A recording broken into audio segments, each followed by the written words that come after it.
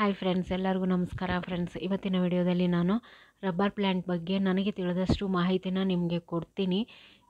ಇದನ್ನು ಯಾವ ರೀತಿ ಬೆಳೆಸಬೇಕು ಅಂತ ವಿಡಿಯೋನ ಕಂಪ್ಲೀಟಾಗಿ ನೋಡಿ. ನಿಮಗೆ ಇಷ್ಟ ಆಗುತ್ತೆ ಅಂದ್ಕೊಂಡಿದ್ದೀನಿ. ಇಷ್ಟ ಆದರೆ ಒಂದು ಲೈಕ್ ಕೂಡ ಮಾಡಿ ಫ್ರೆಂಡ್ಸ್. ನೋಡಿ, ರಬ್ಬರ್ ಪ್ಲ್ಯಾಂಟ್ ಇದು ಶೋ ಪ್ಲ್ಯಾಂಟ್. ಇದು ಮನೆಯಲ್ಲಿ ಇಂಡೋರ್ ಪ್ಲ್ಯಾಂಟ್ ಅಂತಲೇ ಹೇಳ್ಬೋದು. ಮನೆಯಲ್ಲಿ ನಾವು ಇದನ್ನು ಬೆಳೆಸ್ಕೋಬೋದು. ತುಂಬ ಬಿಸಿಲು ಬೇಕಾಗಿಲ್ಲ ಇದಕ್ಕೆ. ಬ್ರೈಟ್ ಲೈಟ್ ಏರಿಯಾ ಇದ್ದರೆ ಸಾಕಾಗತ್ತೆ. ಆ ಥರ ವಾತಾವರಣ ಸಾಕು ಇದಕ್ಕೆ. ವಾರಕ್ಕೊಂದು ಸಾರಿ ನೀವು ಒಂಚೂರು ಎಳೆ ಬಿಸಿಲಿಗಿಟ್ರೆ ಇನ್ನೂ ಚೆನ್ನಾಗಿ ಗ್ರೋತ್ ಆಗುತ್ತೆ. ಇನ್ನು ಇದರಲ್ಲಿ ಸುಮಾರು ವೆರೈಟಿ ಬರುತ್ತೆ. ಈಗ ನಾನು ನಿಮಗೆ ತೋರಿಸಿದ್ನಲ್ಲ, ಒಂದು 4-5 ವೆರೈಟಿ ಈಗ ನಾನು ತೋರಿಸ್ತಿದ್ದೆ ನಿಮಗೆ. ವೈಟ್ ಗ್ರೀನು ಮತ್ತು ಲೈಟ್ ಗ್ರೀನು, ಆಮೇಲೆ ಸ್ವಲ್ಪ ಬ್ಲ್ಯಾಕಿಶ್ ಗ್ರೀನು, ಈ ರೀತಿಯಾಗಿ ಇರುತ್ತೆ. ಇದು ವೆರಿಗೇಟೆಡ್ ರಬ್ಬರ್ ಪ್ಲ್ಯಾಂಟ್ ಇವೆಲ್ಲ. ಇನ್ನೊಂದು ರಬ್ಬರ್ ಪ್ಲ್ಯಾಂಟ್ ಬರುತ್ತೆ, ಅದು ದೊಡ್ಡದಾಗಿ ಮರದ ಥರ ಬೆಳೆಯುತ್ತೆ. ಅದು ಮಲೆನಾಡು ಕಡೆ ಎಲ್ಲ ನೀವು ನೋಡಿರ್ತೀರ ಆದಷ್ಟು. ಇದು ಎಲ್ಲ ವೆರಿಗೇಟೆಡ್. ಇದನ್ನು ನಾವು ಮನೆಯಲ್ಲಿ ಬೆಳೆಸ್ಕೋಬೇಕು. ಆ ಥರದಂಥ ಗಿಡ ಇದು. ಇದಕ್ಕೇನೆಂದರೆ ಸಪೋರ್ಟಿಗೆ ಒಂದು ಕೋಲನ್ನು ನೀವು ಕಟ್ಟಬೇಕಾಗತ್ತೆ. ಕಟ್ಟಿಗೆನ ಕಟ್ಟಿದ್ರೆ ಬಾಗಲ್ಲ, ಇಲ್ಲಾಂದರೆ ಅದು ಉದ್ದ ಬೆಳೆಯೋದ್ರಿಂದ ಬಾಗುತ್ತೆ. ಅದಕ್ಕೋಸ್ಕರ ಇದು ತುಂಬ ವೆರೈಟಿಲಿ ಬರೋದ್ರಿಂದ ಮನೆಯಲ್ಲಿ ನಾವು ಇಟ್ಟಾಗ ತುಂಬಾ ಚೆನ್ನಾಗಿ ಕಾಣುತ್ತೆ. ಇಂಡೋರಲ್ಲಿ ತುಂಬಾ ಒಳ್ಳೆಯದಿದು. ಬಾಲ್ಕನಿನಲ್ಲೂ ಕೂಡ ನೀವು ಬಿಸಿಲು ಬೀಳ್ತಾ ಇಲ್ಲ ಅನ್ನೋರು ಯಾವ ಥರ ಗಿಡಗಳನ್ನು ಹಾಕಬೇಕು ಅಂದರೆ ಇದೊಂದನ್ನು ನೀವು ಆ್ಯಡ್ ಮಾಡ್ಕೊಳ್ಳೇಬೇಕು. ತುಂಬ ಚೆನ್ನಾಗಿ ಕಾಣುತ್ತೆ ನೋಡೋದಕ್ಕೆ, ಶೋ ಪ್ಲ್ಯಾಂಟ್ ಥರ. ನೋಡಿ, ಇದನ್ನು ಕಟಿಂಗಿಂದನೂ ಬೆಳೆಸ್ಬೋದು. ಇದು ಕಟಿಂಗಿಂದ ಬೆಳೆದಿರುವಂಥದ್ದು.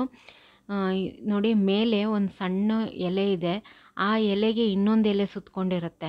ಅದು ಮುಚ್ಕೊಂಡಿರುವಂಥ ಎಲೆ ಸ್ವಲ್ಪ ದಿನಕ್ಕೆಲ್ಲ ಅದು ಬಿಚ್ಚೋಗುತ್ತೆ. ಅದನ್ನು ನಾವು ತೆಗಿಬಾರ್ದು, ಅದು ತಾನಾಗೇ ಉದುರಬೇಕು. ಅಲ್ಲಿ ತನಕ ನೀವು ಅದನ್ನು ಬಿಡಬೇಕಾಗತ್ತೆ. ಈ ಎಲೆಗಳು ತುಂಬಾ ಶೈನಿಂಗ್ ಆಗಿರುತ್ತೆ. ನಾವು ನೋಡ್ಕೊಳ್ಳೋ ರೀತಿನೂ ಇದಕ್ಕೆ ಕಾರಣ ಆಗುತ್ತೆ. ಇದಕ್ಕೆ ಏನಂದರೆ ಮಣ್ಣನ್ನು ನಾವು ಸ್ವಲ್ಪ ಉದುರಾಗಿರುವಂಥ ಮಣ್ಣನ್ನು ರೆಡಿ ಮಾಡಬೇಕಾಗತ್ತೆ. ತುಂಬ ಮಾಯಿಸ್ಟಾಗಿ ಇಡಬಾರ್ದು, ತುಂಬ ಡ್ರೈ ಆಗು ಕೂಡ ಇಡಬಾರ್ದು. ಮಣ್ಣನ್ನು ಚೆಕ್ ಮಾಡಿಬಿಟ್ಟು ನೀರನ್ನು ಹಾಕಬೇಕಾಗತ್ತೆ. ಯಾಕೆ ಅಂದರೆ ನಾವು ಇಂಡೋರಲ್ಲಿ ಇಡೋದ್ರಿಂದ ತುಂಬ ಬಿಸಿಲಿಗೆ ಇಡೋದಿಲ್ಲ. ಹಾಗಾಗಿ ನಾವು ಆದಷ್ಟು ನೀರನ್ನು ಸ್ವಲ್ಪ ಕಡಿಮೆನೇ ನಾವು ಬಳಸಬೇಕಾಗತ್ತೆ. ಸ್ವಲ್ಪ ಹಸಿ ಇರಬೇಕು ಮಣ್ಣು, ಆ ರೀತಿಯಾಗಿ ನೀವು ನೋಡ್ಕೊಳ್ಳಿ ಸಾಕಾಗತ್ತೆ. ಯಾಕೆ ಅಂದರೆ ನೀವು ಅತಿಯಾಗಿ ನೀರು ಹಾಕಿದ್ರೆ ಗಿಡ ಒಣಗೋಗೋ ಚಾನ್ಸಸ್ ಇರುತ್ತೆ.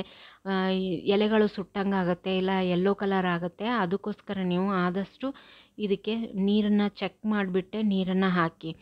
ಇನ್ನು ನೀವು ಎಲೆಗಳು ಶೈನಿಂಗ್ ಆಗಿರಬೇಕು ಅಂದರೆ ನೀವು ನಿಮ್ಮ ಮನೆಯಲ್ಲಿ ಧೂಳು ಜಾಸ್ತಿ ಬರ್ತಾ ಇದೆ ಅಂದರೆ ನೀವೇನು ಮಾಡಬೇಕು, ಒಂದು ಹಸಿ ಬಟ್ಟೆಯಿಂದ ಎಲೆಗಳನ್ನೆಲ್ಲ ಆವಾಗವಾಗ ಕ್ಲೀನ್ ಮಾಡ್ತಾ ಇರಬೇಕು. ಏನಾದರೂ ಬಿಳಿ ಬಿಳಿ ಥರ ಕಲೆಗಳು ಏನಾದರೂ ಆಗ್ತಾ ಇದೆ ಅಂದರೆ ನೀವು ಇಪ್ಸಮ್ ಸಾಲ್ಟ್ನ 1 ಲೀಟ್ರ್ ನೀರಿಗೆ 1 ಚಮಚದಷ್ಟು ಹಾಕಿಬಿಟ್ಟು ಕರಗಿಸಿ ಅದರಿಂದ ನೀವು ಸ್ಪ್ರೇ ಮಾಡಿದ್ರೆ ಎಲೆಗಳು ತುಂಬಾ ಚೆನ್ನಾಗಿ ಶೈನಿಂಗ್ ಆಗಿ ತುಂಬಾ ಚೆನ್ನಾಗಿ ಕಾಣುತ್ತೆ. ನೋಡಿ, ಈ ರೀತಿಯಾಗಿ ಕ್ಲೀನ್ ಮಾಡಿದಾಗ ತುಂಬ ಚೆನ್ನಾಗಿ ಕಾಣುತ್ತೆ. ಇಲ್ಲಾಂದರೆ ಧೂಳು ಥರ ಇದ್ದರೆ ನೋಡೋದಕ್ಕೆ ಚೆನ್ನಾಗಿ ಅನಿಸಲ್ಲ. ಆಮೇಲೆ ಧೂಳೆಲ್ಲ ಇದ್ದರೆ ಗಿಡ ಹೆಲ್ದಿಯಾಗಿರಲ್ಲ, ಎಲೆಗಳು ಹೆಲ್ದಿಯಾಗಿರಲ್ಲ. ಎಲೆ ಹೆಲ್ದಿಯಾಗಿಲ್ಲ ಅಂದರೆ ಚೆನ್ನಾಗಿ ಕಾಣಲ್ಲ. ಅದಕ್ಕೋಸ್ಕರ ನೀವು ಆದಷ್ಟು ಇದನ್ನು ಸುಮ್ಮನೆ ನೀರಿಂದಲೂ ಒರೆಸ್ಬೋದು. ಇಲ್ಲಾಂದರೆ ನೀವು ಇಪ್ಸಮ್ ಸಾಲ್ಟ್ ನೀರಲ್ಲಿ ಕರಗಿಸ್ಬಿಟ್ಟು ತಿಂಗಳಿಗೆ ಒಂದು ಸಾರಿ ನೀವು ಕ್ಲೀನ್ ಮಾಡಿದ್ರೂ ತೊಂದರೆ ಇಲ್ಲ. ನೋಡಿ, ಈ ರೀತಿಯಾಗಿ ಚಿಗುರು ಬಂದು ಎಲೆಗಳು ಬರೋಕ್ಕೆ ಶುರುವಾಗುತ್ತೆ. ಇನ್ನು ಇದಕ್ಕೆ ಗೊಬ್ಬರ ಅಂತ ಬಂದರೆ ನೀವು ಸಗಣಿ ಗೊಬ್ಬರ ಹಾಕಿದ್ರೂ ತೊಂದರೆ ಇಲ್ಲ, ಚೆನ್ನಾಗಿ ಬೆಳೆಯುತ್ತೆ. ವರ್ಮಿ ಕಂಪೋಸ್ಟ್ ಹಾಕ್ಬೋದು. ಇದಕ್ಕೆ 3 ತಿಂಗಳಿಗೆ ಒಂದು ಸಾರಿ ನೀವು ಕಂಪೋಸ್ಟ್ ಹಾಕಿದ್ರೂ ನಡೆಯುತ್ತೆ. ಪದೇ ಪದೇ ಹಾಕಬೇಕು ಅನ್ನೋ ಅವಶ್ಯಕತೆ ಇಲ್ಲ. ಇದಕ್ಕೆ ಹುಳ ಕೂಡ ಹತ್ಕೊಳಲ್ಲ ಫ್ರೆಂಡ್ಸ್ ಯಾವುದೂ. ತುಂಬ ಈಸಿ ಗ್ರೋಯಿಂಗ್ ಪ್ಲ್ಯಾಂಟ್ ಅಂತಲೇ ಹೇಳ್ಬೋದು.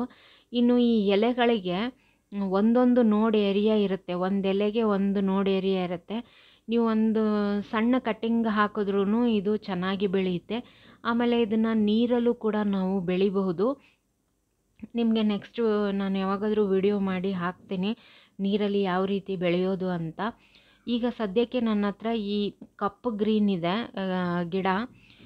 ಇದು ಏನಂದರೆ ಇದನ್ನು ಸ್ವಲ್ಪ ದೊಡ್ಡದಾಗಿದೆ ಪಾಟು. ಇದಕ್ಕೆ ಗಿಡ ಎಷ್ಟು ಸೈಜ್ ಇದೆಯೋ ಅದನ್ನು ನೋಡಿಬಿಟ್ಟು ನಾವು ಪಾಟನ್ನು ಚಾಯ್ಸ್ ಮಾಡಬೇಕಾಗತ್ತೆ. ಸಣ್ಣ ಗಿಡ ಇದ್ದರೆ ಸಣ್ಣ ಪಾಟು, ದೊಡ್ಡ ಗಿಡ ಇದ್ದರೆ ಸ್ವಲ್ಪ ದೊಡ್ಡ ಪಾಟನ್ನೇ ಯೂಸ್ ಮಾಡಬೇಕು.